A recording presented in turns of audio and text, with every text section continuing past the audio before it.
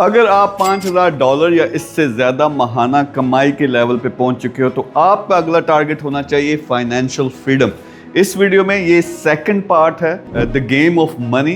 पहला पार्ट जो था वो नौजवानों के लिए था, वो लोग जो कमाई नहीं कर रहे या कम कर रहे हैं, तो वो $1,000 पे कैसे पहुंचे, फिर $5,000 पे। ये वीडियो स्पेसिफिकली जो हमारे प्रोफेशनल्स हैं, ख़ासतौर पे ओवरसीज़ हैं, छोटा मोटा बिजनेस कर रहे हैं, वो लोग जो $5,000 या उससे ऊपर के लिए हैं, तो उनके लिए टारगेट ये होना चाहिए। मैंने एक रफ इसकी डेफिनेशन बनाई हुई है कि फाइनेंशियल फ्रीडम क्या होती है कि आपको $10,000 मंथली इनकम आ रही है, पैसिव इनकम, बगैर काम किए हुए, और आपके एसेट्स या आपकी सेविंग जो है $1 मिलियन या इससे ज़्यादा है, तो इसका मतलब है आपके पास फाइनेंशियल फ्रीडम है। अगर ये आपके पास है तो अब आपको वो गुलामी करने की ज़रूरत नहीं, जॉब करने की ज़रूरत नहीं, आप फ्रीडम के साथ ज़िंदगी जी सकते हो। आप पाकिस्तान जाना चाहते हो, आप ओवरसीज़ जाना चाहते हो, इंडिया जहाँ से भी आप हो, तो आप घूम फिर भी सकते हो, ज़िंदगी को एंजॉय कर सकते हो। और अगला लेवल यानी जो आपने अपना अच्छा बड़ा काम करना था, जो दिल से आवाज़ आती है, वो भी कर सकते हो। तो ये आपका टारगेट होना चाहिए। वीडियो में स्टेप बाय स्टेप बताऊंगा कि आप किस लेवल पे हो, कैसे प्लानिंग करनी है, फिर एग्जीक्यूट कैसे करना है, और 1 साल के अंदर अंदर इस लेवल पे कैसे पहुंचेंगे। सबसे पहली जो चीज़ है वो है टारगेट्स। मसला क्या होता है, देखिए आपने 15-20 साल लगाए, शायद आपने एजुकेशन ली हो, शायद आपने एक डिग्री की हो, फिर मुल्क से बाहर गए हो, वहाँ जाके आपने जॉब ढूंढी, हो सकता है बर्तन भी धोए हों, रेस्टोरेंटों में काम किया हो, लेकिन करते करते एक प्रोफेशनल बन गए, अकाउंटेंट बन गए, डॉक्टर बन गए, इंजीनियर, या कोई भी प्रोफेशनल जॉब करे, जो छोटा मोटा बिजनेस, या हो सकता है टेक अवे चला रहे हो। तो असल में आपका एम ये होना चाहिए था, टारगेट ये होना चाहिए था, पहला बड़ा टारगेट कि मैंने फाइनेंशियल फ्रीडम हासिल करनी है। और फाइनेंशियल फ्रीडम का जब आप टारगेट करते हो, फिर अगला बड़ा टारगेट भी कि अल्टीमेटली इस दुनिया से जाने से पहले मैंने किस लेवल पे पहुंचना है। ये कोई प्लान नहीं करता। जब टारगेट नहीं होगा तो कभी आपको रास्ता भी नहीं पता चलेगा और कभी अपनी मंजिल पे नहीं पहुंच सकोगे। तो मैंने एक रफ बनाया हुआ है। फर्ज करें अभी आप $5-10 हज़ार या इससे ज़्यादा कमा रहे हैं, तो इस तरह का क्लियर टारगेट होना चाहिए। $1 मिलियन यानी फाइनेंशियल फ्रीडम के लेवल पे, जो पिछले पेज पे मैंने डेफिनेशन बताई, वहां तक मैंने पहुंचना है मई 2026, यानी आपको मैं 1 साल दे रहा हूँ, ये क्लियर टारगेट है। फिर मैंने $10 मिलियन तक पहुंचना है दिसंबर 2028 तक, और फिर मैंने $50 मिलियन या जो भी आपका अल्टीमेट टारगेट है, दिसंबर 2030 तक मैंने यहाँ पहुंचना है। अब ये रिटर्न क्लियर टारगेट है, अगर आप लिख के रख लें तो क्या होगा, आपका दिमाग चलना शुरू हो जाएगा, इस तरफ आप चलना शुरू हो जाएंगे, उसके लिए एफर्ट करना शुरू हो जाएंगे। तो अभी मैं नेक्स्ट स्लाइड में आपको बताऊंगा कि आप अपनी मंजिल यानी फाइनेंशियल फ्रीडम पे कैसे पहुंचोगे, और उससे आगे और रास्ते खुल जाते हैं। तो ये बहुत इंपॉर्टेंट है।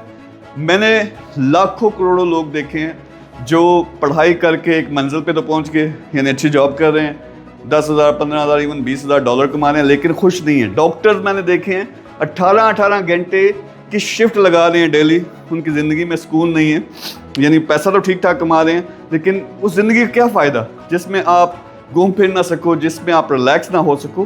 तो ये बहुत इंपॉर्टेंट है। सबसे पहला पॉइंट कि आपने टारगेट सेट करना है। सबसे पहला, अगर आपके पास नहीं है फाइनेंशियल फ्रीडम, तो फिर ये पहला टारगेट है, 1 साल के अंदर अंदर अगर आप इस लेवल पे अचीव कर सकते हो, फिर 2-3 साल दें, $10 मिलियन पे पहुंचना है, $50 मिलियन पे। अच्छा, अगर आप अच्छे वाले बंदे हो, बहुत सारे लोग हैं वो कमेंट शुरू हो जाते हैं, तो ठीक है फाइनेंशियल फ्रीडम लो, उसके बाद सोशल वर्क करना शुरू कर दो, वेलफेयर का काम करना शुरू कर दो अपने इलाके के लिए, अपने लोगों के लिए, लेकिन उसका भी क्लियर टारगेट होना चाहिए कि मैंने 100 मस्जिदें बनानी है, यूनिवर्सिटी बनानी है, वगैरह वगैरह, जो भी आपका मकसद है, इसी तरह से क्लियर टारगेट बनाओगे।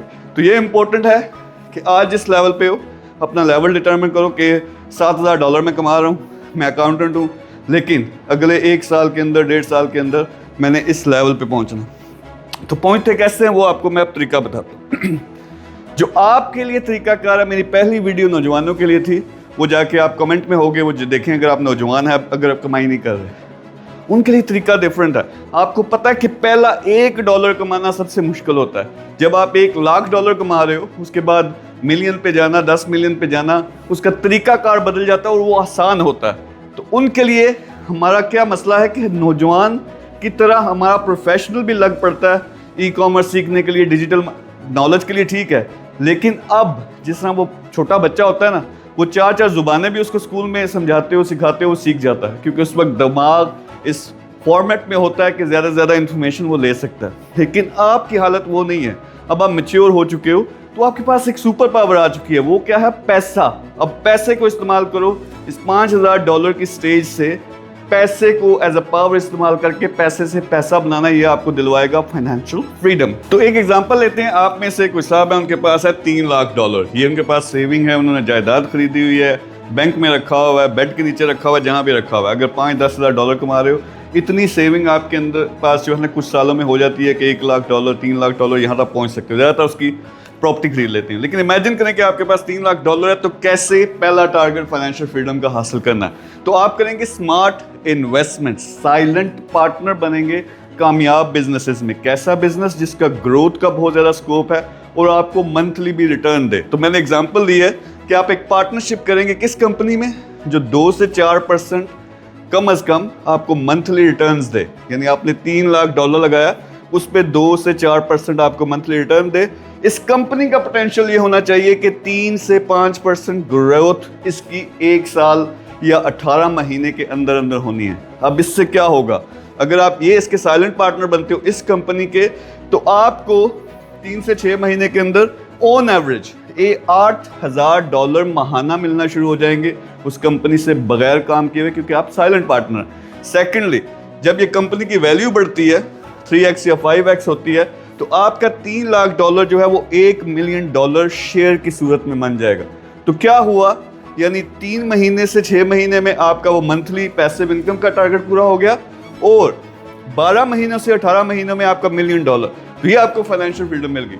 अब आप थोड़ा जो जॉब कर रहे हो, थोड़ा अरसे के लिए और करो, थोड़े और पैसे सेव कर लो, फिर ठुड्डा मारो उस जॉब को।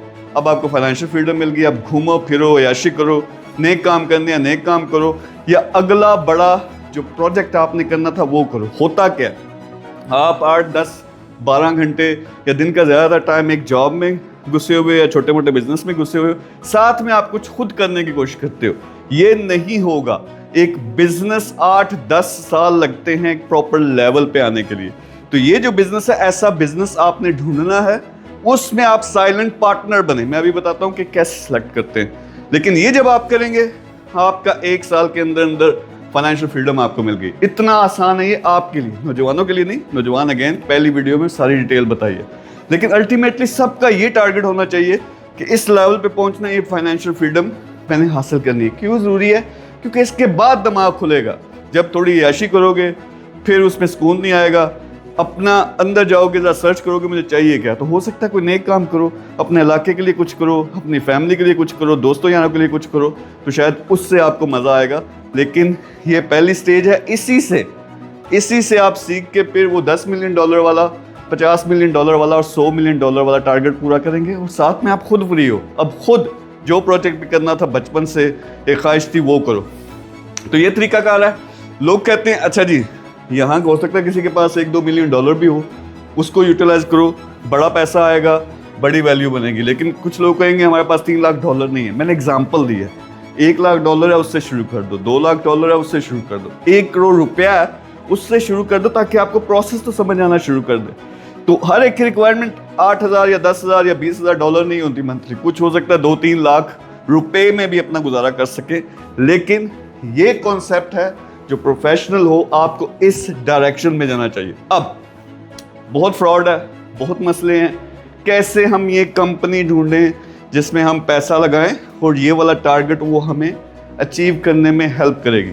तो नंबर 1 ऑनलाइन दौर है। आप इतने सियाने हो चुके हो, सबसे पहले कंपनीज देखें कौन कौन सी हैं ऐसी, फिर देखें कौन सा बंदा चला रहा है।